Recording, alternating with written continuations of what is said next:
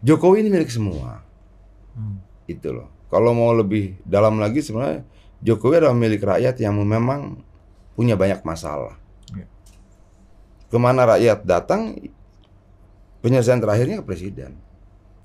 Kita nih punya harapan tentang presiden yang mau mendengar persoalan rakyat, mau mengeksekusi itu tanpa harus terjebak pada birokrasi. Jokowi itu sebelum dia masuk Jakarta, gue ketemu dulu dia di Solo. Kita ngobrol, Pak Wali, pikiran Pak Wali soal kasus tanah rakyat gimana? Dia jawab tuh sederhana, kalau ada yang punya kebanyakan ya kita ambil, kita bagikan sama yang tidak punya gitu loh. Sangat sederhana dan gue senang banget. Gue senang banget. Nah begitu juga Ganjar gitu loh. Gue ngobrol banyak hal sama dia tentang yang lain-lain banyak lah. Tidak mungkin gue nggak pernah di sini. Dan gue mendapatkan jawaban itu. Dan kalau gue mendapatkan jawaban itu, gue dengan rela memperjuangkan dia, bos. Oh, dia menjawab apa yang gue pikirkan gitu loh. Dengan cara sederhana. Dengan cara sederhana, nggak rumit. Nggak nanti begini. Gue nih gembel bos dulunya ya. Tiba-tiba jadi anggota DPR bos. Macam betul ya kan. Ada gaji bang, ada segala macam. Terus gue mau jadi apa lagi? Teman-teman bilang, ya dulu berani gak nolak kunjungan kerja luar negeri? Berani. 8 tahun tidak pernah gue ambil. Bini gue lihat sosmed temen-temennya, ada yang di Paris, ada yang di Los Angeles, ada yang di Jepang segala macam. Bilang, kita nggak berangkat? Enggak. Dan lu istri gue ikut gue. Kalau gue bilang tidak berangkat. Gue anggap itu penting gue lakukan. Dan gue ngomong sama Mas Pacul, Mas maaf Mas, aku tidak akan ambil. Ini komitmenku. Pak Presiden, saya lebih bermanfaat di DPR. Di DPR saya bisa bicara tentang apa saja.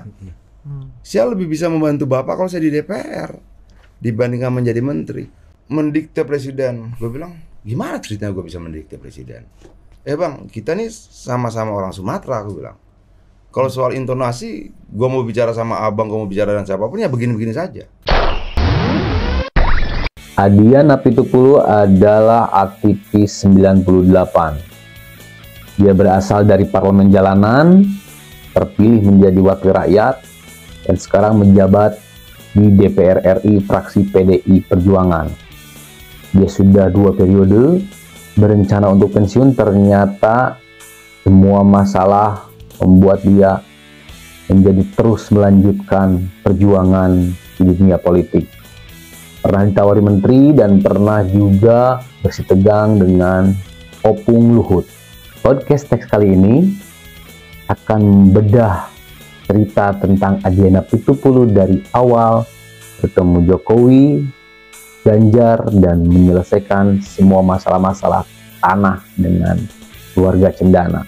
Jangan lupa minum kopinya, baca teksnya.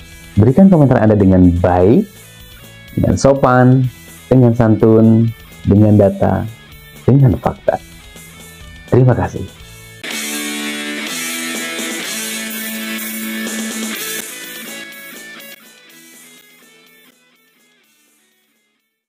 Gimana ya? Dia bilang bahwa kita itu sering membawa masalah buat presiden. Ya gue jawab waktu itu. Kita itu maksudnya dia. Ya aku bang.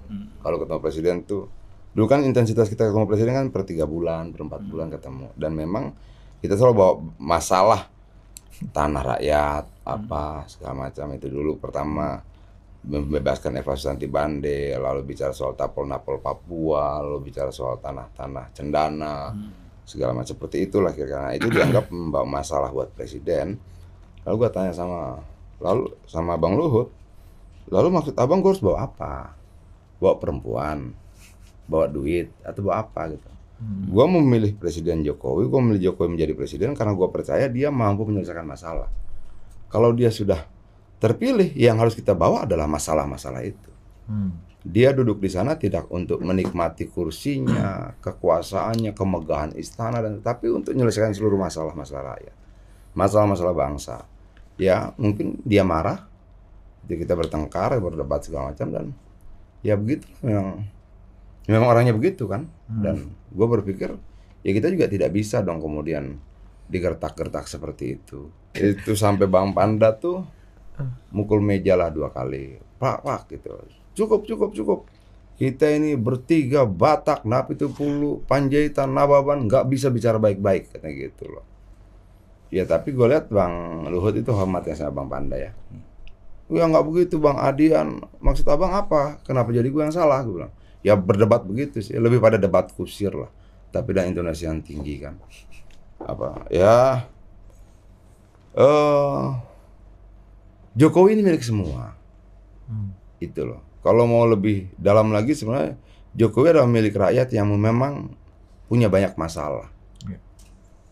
Kemana rakyat datang, penyelesaian terakhirnya ke presiden. Itu. Nah, sejak itu memang sepertinya gue seperti di blok dari lingkaran istana ya, sampai terakhir ketemu itu Juli tahun lalu, Juli 2022 ya. Lama banget ya Bang. Ya, sampai sekarang belum pernah ketemu lagi. Dan bagi gue, secara personal gue tidak dirugikan. Karena gue tidak bergantung apapun pada presiden, tidak pernah minta apapun, tidak pernah minta proyek, tidak pernah minta uang, tidak pernah minta apa, segala macam. Tapi mungkin ya orang di sekelilingnya masa terganggu saja kan. Kenapa terganggu ya mungkin gue tidak dianggap membawa rezeki atau apa, kita tidak tahu gitu loh. Yang memang yang kita bawa problem ketika Jokowi mau mengambil pengelolaan Taman Mini ya ditanya, Mas Adian ini bagaimana gitu loh. Oh ini sama Pak Presiden apa?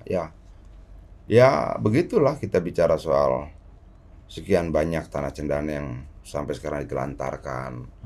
Undang-undang pokok agraria kita punya mekanisme untuk membagikan itu lagi pada rakyat. Kenapa sih tidak dilakukan? Dia bilang kau mendikte presiden. Gue bilang gimana ceritanya gue bisa mendikte presiden? Bang, kita nih sama-sama orang Sumatera, aku bilang. Kalau soal intonasi, gue mau bicara sama abang, gue mau bicara dengan siapapun ya begini-begini saja. Bagaimana abang bisa bilang gue mendikte presiden? Bahwa kalau kemudian gue meyakini itu benar, ya gue akan perjuangkan dong. Kita nih punya harapan tentang presiden yang mau mendengar persoalan rakyat, mau mengeksekusi itu tanpa harus terjebak pada birokrasi. Terakhir itu gue ketemu dengan dia itu gue berbicara soal rumah seorang dulunya tambal ban dia, lalu dia beli tanah, dia bangun, lalu usahanya berkembang dan kemudian digusur. Itu gue ingat bahasa gue begini, Pak Presiden, kalau Bapak mau bicara soal mafia tanah gak usah jauh-jauh. Kalau Bapak pulang ke Istana Bogor, Bapak lewat Cibubur, belok kiri, itu ada masalah tanah. Nggak besar, 300 meter gue bilang. Tapi gue lihat bukan persoalan besar kecilnya, tapi kesewenang-wenangan negara membiarkan itu. Hanya satu orang tua dan istrinya serta 2 orang anak perempuannya waktu itu, dan polisi yang turun sangat banyak. Itu di mana Mas Adian? Jelaskan. Itu dia langsung telepon. Dia langsung telepon Menteri Agraria ya, Menteri Pertanahan. Terus dia bilang Pak Hadi kalau saya. Itu saya minta ini diselesaikan, coba dicari tahu, lalu gue berikutnya ketemu di rumah menteri, gue jelaskan gitu. Nah menurut gue tugas gue itu dan menurut gue tugas Jokowi menyelesaikan, tugas gue membawa masalah ke dia dan dia harus mengeksekusinya. Itu dan gue senang itu loh. Ada banyak peristiwa. Gue bicara soal penangkapan Napol dulu 2014, gue bilang, kenapa tidak dibebaskan Pak Presiden? Kita harus berdamai dengan rakyat. Dan yang presiden yang bisa membawa perdamaian dengan rakyat, kalau dia bukan bagian dari pelaku. Bapak bukan, gue bilang. Dulu sempat mau dibikin Satgas Agraria. Dia tanya bagaimana proses penyelesaiannya. Gue bicara soal Kedung Ombo. Yang di Jawa Timur termasuk yang di Bali BNR dulu itu kan banyak sekali dan belum selesai sampai sekarang kan. Belum tentu juga dalam waktu yang lama rakyat menunggu penyelesaian kasusnya lalu dia masih menuntut yang sama. Kadang-kadang karena peristiwa dulu begini, kalau lu tidak setuju tanah lu diambil untuk kepentingan baik keluarga cendana maupun negara, gampang tuduh aja PKI. Itu loh. Dan itu mereka sakit betul. Gue sempat ke Kedung Pring tahun 90 itu, kelompok rakyat yang tetap bertahan di Kedung Ombo, dan semua di situ mendapat stigma negatif yang macam-macam lah.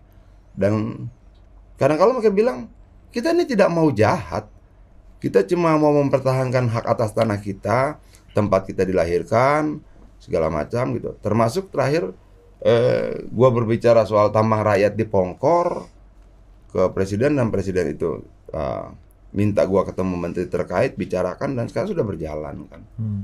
Ya menurut gua tugas gua tuh itu gitu loh. Dengan Jokowi ini kita bisa bicara apapun, dia dengarkan dan dia mengeksekusi saat itu. Itu apa, dia tidak berbicara tentang wah ini prosedur begini. Mas Adian nanti mau ya bicara sama Pak Luhut. Pernah waktu itu soal yang lain dia telepon Pak Luhut. Pak Luhut, ini coba nanti ketemu Pak Adian Apitupulu ya. Ada yang mau dibicarakan gitu. Dan gua ketemu ya gua bicarakan. Ya apa ya? Gua mungkin orang yang tidak mengerti banyak hal tentang hal-hal lain. Yang gue tahu dari dulu memang begitu. Ya mungkin banyak juga yang tidak suka kan. Apa, gue bisa bicara apa saja. Menurutku nggak benar itu Pak Presiden. Menurut saya apa, yang ini sudah harusnya tidak begini. Banyak lah yang kita bicarakannya. Kalau gue, terakhir gue bilang begini, Pak Presiden tahu tidak bahwa Pak Presiden membiayai lawan Pak Presiden sendiri? Dia membiayai lawannya sendiri. Itu 2014, 2019, 2019 selesai itu, gue bilang begitu. Bapak membiayai lawan Bapak sendiri, gue bilang. Kenapa?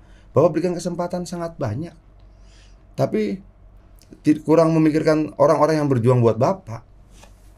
Itu loh, teman-teman muda yang harus dikasih kesempatan, tapi akhirnya tafsiran mudanya jadi berbeda ya. Banyak juga muda-muda sekarang di istana, tapi nggak tahu lah. Gue berpikir harusnya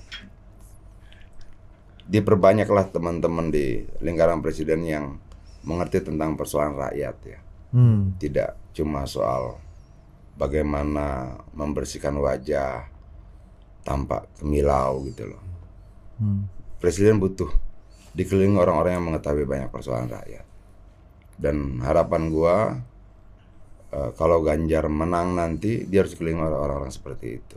Jadi apa, istana itu menjadi pusat pembicaraan tentang persoalan-persoalan rakyat, kebangsaan, kenegaraan, bukan bicara soal-soal bisnis apa segala macam gitu. Harapan gua. Dulu misalnya ketika di survei ya, pemilih Presiden Jokowi dulu di BUMN cuma 28%. Sisanya tidak.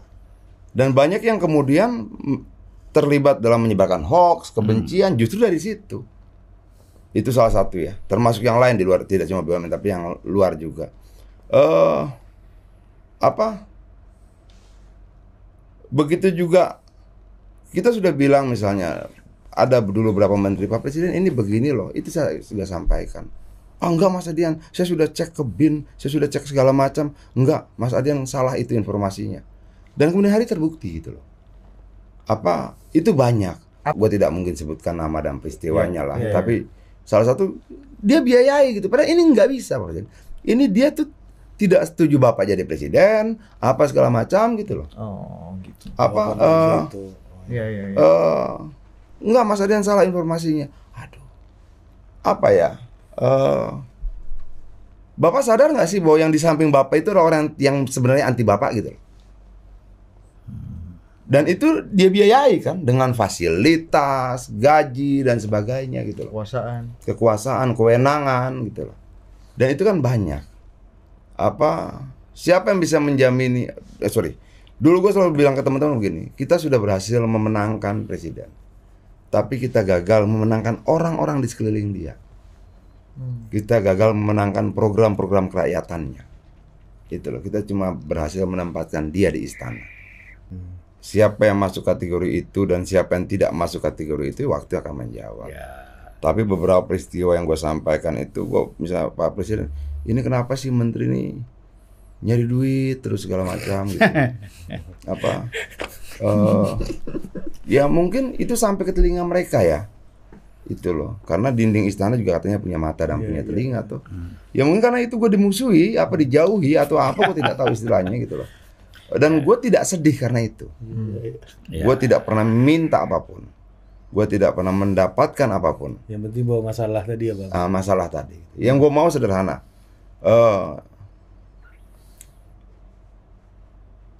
Lu tahu gak berapa banyak konflik agraria Banyak sekali. Yang lama tidak selesai, yang baru bermunculan. Lalu negara ini kerja apa? Itu loh. Nah, kenapa sih kemudian kita tidak berani mengambil tindakan yang memang terkait dengan rakyat gitu loh. Lalu kemudian misalnya muncul sertifikasi. Sertifikasi hanya mencegah konflik, tapi tidak pernah menyelesaikan konflik yang pernah ada. Itu loh. Lalu muncul misalnya perhutanan sosial, bagus. Tapi tahu gak bahwa rakyat di sana itu sebenarnya dulu punya tanah dan dia diambil oleh itu. Gue dulu minta begini, soal konflik agraria ya, audit luas, audit fungsi, audit lokasi. Kenapa banyak perusahaan tambang izinnya 10.000 diambil, dia gunakan 20.000. Banyak perkebunan yang izinnya 20.000 dia pakai 50.000. Audit dong luasnya. Kemudian fungsinya, kemudian lokasinya. Konflik koordinatnya di sini, dikerjain di sini tuh banyak. Itu loh. Nah, itu sangat banyak dan menurut gua negara harus berani bersikap untuk hal-hal seperti itu. Orang di sekeliling istana itu melihat bahwa gue cuma bawa masalah gitu loh. Di sisi lain gue menganggap itu fungsi gua gitu loh. Itu fungsi gua, ada tanah di Rumpin yang belum selesai, konflik dengan dengan militer di tempat itu banyak sekali gitu loh. Kenapa sih tidak bisa kita selesaikan? Lu tanya lah sama siapapun yang warawiri di istana, gue pernah minta apa? Tidak ada. Tidak ada. Dan gue menganggap itu harga gua gitu loh. Itu harga gua. Yang tidak ada itu yang memang menguntungkan buat gua ya. Tapi kalau memang gua mau meminta masalah diselesaikan, bukannya memang dia ada buat itu. Fungsinya dia juga gitu itu, loh. Bukankah gua sebagai anggota DPR juga adanya buat itu? Tanya Pratikno ya, karena waktu itu dia ada kok di situ. Masalahnya dia mau bercerita jujur atau tidak, itu terserah dia. Bahkan sebelumnya gue ingat itu pagi-pagi gue dengan istri gue ke rumah dia sambil treadmill itu, kita ngobrol. Nanti abang dipanggil loh bang sama bapak, diminta untuk bantu bapak. Gue gak mau. Gue ngomong seperti itu, terus dia bilang, gimana cara nolaknya bang, kata Pratikno. Ya gue jelaskan, ya gue bilang saya tidak mau pak. Abang yakin bisa, kata dia begitu. Apa yang nggak bisa, kan itu sederhana, gue bilang. Mengatakan tidak itu bukan sesuatu yang berat, gue bilang. Nanti bang, kalau abang begitu saya mau pakai HP, saya videoin, dia bilang begitu. Dan ketika tadinya berdua di istana, gue dan presiden bicara, lalu dia panggil Pratikno. Pak Pratik, jelaskan sama Mas Adian, namanya sudah masuk, gitu loh. Tapi apakah Pratik mau bercerita seperti itu, tergantung dia. Gitu loh.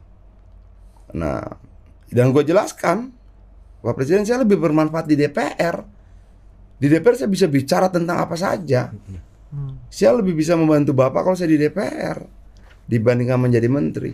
Ya kemudian orang tidak percaya, ya sudah juga nggak apa-apa, nggak ada saksinya selain Pratikno sama Presiden.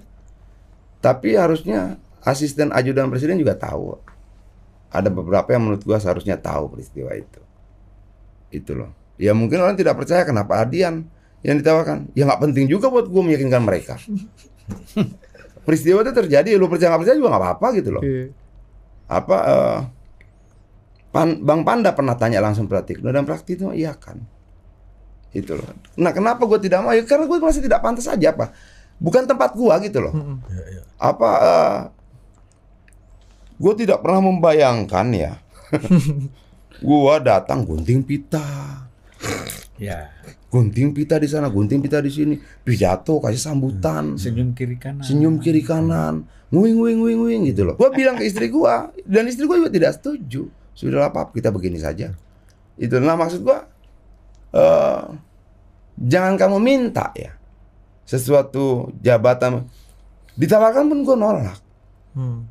Jadi menurut gue, yang gue sampaikan itu adalah apa yang gue yakini. Itu baik buat orang banyak, baik buat bangsa ini, dan juga baik buat dia. Gue tuh punya hayalan tentang presiden gitu. Dia bisa mengeksekusi apa segala macam persoalan. Dan gue mau bicara di kemudian hari ketika dia selesai, dia bukan cuma membangun ribuan kilometer jalan, tapi dia juga menyelesaikan ribuan masalah rakyat. Sekarang dia baru selesaikan ribuan kilometer jalan, belum ribuan persoalan rakyat. Kita tidak pernah mampu memprediksikan hari esok ya. Apa? Gue ketemu Ganjar dulu, kita ngobrol panjang. Dulu Jokowi itu sebelum dia masuk Jakarta, gue ketemu dulu dia di Solo. Kita ngobrol. Pak Wali, pikiran Pak Wali soal kasus tanah rakyat gimana? Dia jawab sederhana, kalau ada yang punya kebanyakan kita ambil, kita bagikan sama yang tidak punya gitu loh. Apa? Sangat sederhana dan gue senang banget. Gue senang banget. Nah begitu juga Ganjar gitu loh. Gue ngobrol banyak hal sama dia tentang yang lain-lain banyak lah. Tidak mungkin gue nggak pernah di sini. Dan gue mendapatkan jawaban itu. Dan kalau gue mendapatkan jawaban itu, gue dengan rela memperjuangkan dia, bos. Oh, dia menjawab apa yang gue pikirkan gitu loh. Dengan cara sederhana. Dengan cara sederhana, nggak rumit. Nggak nanti begini. Waktu gue minta dulu jamaah sama Jokowi, Pak Jokowi, kalau bapak kan belum dilantik, nanti Oktober dilantik, bla bla bla bla bla. Ada teman kita perempuan, namanya Eva Susanti Bande, dia di penjara karena kasus dia membela petani sawit, bla bla bla bla. Dia, kenapa itu begini segala macam? Terus dia jawab sederhana, Mas Adian tunggu saya dilantik, saya pilih menteri, biar menteri itu yang pikirkan. Dia tidak bilang tidak gitu loh. Nah gue senang yang begini. Dia tidak menggunakan birokrasi untuk alasan dia menolak. Dia tidak gunakan peraturan dan sebagainya untuk alasan dia mengatakan tidak. Gue pernah bercerita begini, Pak Presiden, kita tuh harus berdamai loh dengan rakyat kita. Rakyat itu tidak melihat negara ini melindungi mereka loh. Gue bicara soal Papua, Pak Presiden, kita bawa cinta lah, jangan bawa senjata gitu loh. Nah, dan dia mau denger. Nah, di Ganjar ciri yang hampir sama ada, gitu loh. Cara dia berpikir, cara dia mengeksekusi gitu loh. Oh, ini mirip nih gitu loh. Mungkin harapan gue yang tidak terrealisasi di Jokowi mungkin bisa terrealisasi di dia. Nah, kalau lu bilang gue capek, memang capek, bos. Orang bisa datang ke rumah gue pagi sekali, bukan dari dapil, gue dari Maluku, dari segala macam. Dan sepertinya gue tidak punya kewenangan buat nolak gitu loh. Sampai malam nanti dan lalu semua orang berpikir begini, Bang. Lu harus bisa selesaikan ini gitu loh. Kalau kita mengikuti birokrasi penyelesaiannya lewat pengadilan negeri, pengadilan tinggi, lalu kasasi, lalu PK, rumit. Ada ibu-ibu dan bapak tua datang ke rumah waktu itu. Mereka kontraktor kecil di BUMN, vendor, Bang. BUMN itu belum bayar 2 miliar atau 3 miliar, gue lupa. Dan gue sudah jelaskan, Bu, komisi saya tidak ngurus ini. Dan mereka bilang, terus saya harus kemana? Suami saya sudah sakit, masuk rumah sakit, dia butuh cuci darah. Kita sudah tidak punya uang. Satu-satunya harta kita yang tidak dibayarkan itu. Wah, gue keliling telepon orang-orang, nyari nomor telepon dirutnya, dan gue bertengkar gitu loh. Lalu dirutnya datang segala macam, dan itu diselesaikan. Kebun sayur 3.000 orang tidak punya KTP karena karena mereka menempati lahan yang menurut negara bukan lahan mereka. Lalu gua telepon wali kota Jakarta Timur, kita sempat berdebat. Itu Anies tahu. Lalu gua ketemu sama Wagub segala macam. Malamnya stafnya Anies datang ke rumah gua dan tanya, "Bang, ada masalah apa? Abang minta apa?" Gua bilang, "Gua minta KTP." Buat abang? Bukan buat itu, gue bilang. Karena mereka butuh KTP untuk vaksin, buat zonasi sekolah. Tapi bang, itu lahannya sengketa.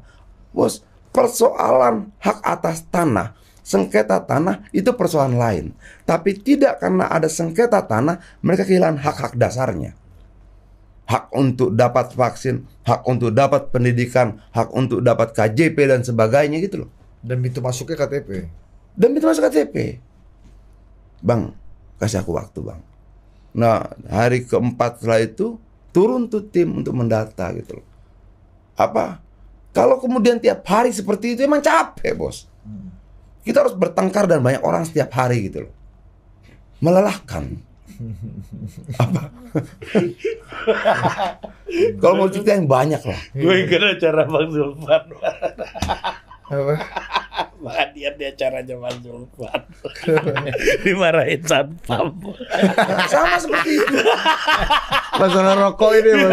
Iya. Gue denger ceritanya aja kenapa gue. Gua tanya di mana tempat bisa merokok? Jauh di belakang. Oh terlalu jauh karena kita janjian waktu itu ya Bang ya. Mungkin lama gua balik. Jadi gua merokok di pinggir jalan. Dan mereka bilang itu masih tempat mereka gitu. Itu gua marah sekali. Prinsipnya kayak Apa? gitu. Ya. Oke lah kalian kaya. Lalu apakah kekayaan itu memberikan kalian hak untuk semena-mena? Oke lah kalian hebat. Apakah kehebatan itu memberikan kalian hak untuk semena-mena sama orang lain? Karena gue merokok sama tukang ojek, bos. Adi Pray melerai.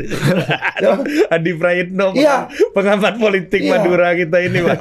betul dia. Lu saksi itu ya? Apa gue bingung kok kalian sombong? Gue bilang kalian anggap tanah jalan ini pun minyak kalian gitu. Saya merokok itu tidak di ruang Betul. di trotoar itu, gue bilang. Trotoar ruang publik ini ya? Iya, dan ada tukang ojek gitu. Gue ngobrol, Pak, dapat berapa penumpang hari ini, Pak? Gitu. Apa? Itu pun lu diusir ya, Bang ya? Iya, gue bingung kenapa ya? Wajah gue mungkin ya. Harus gitu, Bang. Manunggaling bersama rakyat tadi kan. Mungkin karena pakai jaket dia pikir. Nggak ngerti lah, Bang. Tapi problem-problem rakyat itu banyak sekali gitu. Ketika gue ngobrol dengan Ganjar, dia menangkap itu gitu loh. Dia menangkap, gue tuh nggak akan minta apa-apa. Itu loh. Gue nih gembel, bos, dulunya ya. Tiba-tiba jadi anggota DPR, bos. Macam betul ya kan. Ada gaji, Bang. Ada segala macam. Terus gue mau jadi apa lagi? Gitu loh. Teman-teman bilang, Yan, lu berani gak nolak kunjungan kerja luar negeri? Berani. 8 tahun tidak pernah gue ambil. Itu loh. Bini gue lihat sosmed temen-temennya, ada yang di Paris, ada yang di Los Angeles, ada yang di Jepang segala macam. Bilang, kita nggak berangkat? Enggak. Dan lu istri gue ikut gue. Kalau gue bilang tidak berangkat, tidak berangkat. Itu apa? Bisa kok gitu loh. Bahwa kemudian yang lain tidak suka itu urusan mereka. Tapi gue anggap itu penting gue lakukan. Dan gue ngomong sama Mas Pacul, Mas maaf Mas, aku tidak akan ambil. Ini komitmenku. Ya sudah, nggak apa-apa, itu hakmu. Kita ini di partai punya banyak senior, Bang. Apa Mas Baskara dulu yang nawarin gua malah dari Mas Cahyo untuk nyalek. Cok, lu nyalek lagi, Cok, nomor sekian-sekian, tapi gua minta lu potong rambut, ganti baju. Ada Mas Pacul bilang, lu tuh manusia ide, Yan. Kalau idenya nyambung lu bergerak. Kalau idenya nggak nyambung nggak bisa bergerak. Ditarik, dipaksa nggak bisa. Gitu. Karena ada beberapa peristiwa lah ya. Apa dan Mas Pacul tuh. Ya banyak lah, bos, nggak bisa gua ceritakan lah. Itu loh. Gue sudah bilang, Adian itu nggak bisa diginikan. Dia itu manusia ide, idenya dulu nyambung. Jalan pikiran dulu. Iya, kalau dia idenya nyambung, kita nggak suruh lagi, dia jalan sendiri tuh, gitu loh. Tapi kalau idenya nggak nyambung, kita paksa nggak bisa. Itu Mas Pacul. Ya, gue punya banyak senior keren lah di partai, termasuk Bang Panda lah. Bang Panda itu satu-satunya senior yang bisa telepon dulu. Kau punya uang nggak? Nah gitu loh. Senior lain itu kita tanya dulu, perintah. Kita cerita dulu. Senior lain tuh perintah dulu, Bang ya. Kita cerita penderitaan. Playing victim marketing ya. Kalau Bang Pana itu tidak, dia akan telepon. Kau masih punya uang nggak? Masih, Bang. Ya sudah, kalau nggak ada kau tuh hubungi ya, gitu loh. Kita nggak pernah telepon opung gitu ya. Nggak pernah kita tuh punya banyak senior yang menurut gua unik-unik lah ya. Dan menurut gua keberagaman itu yang mematangkan gua juga.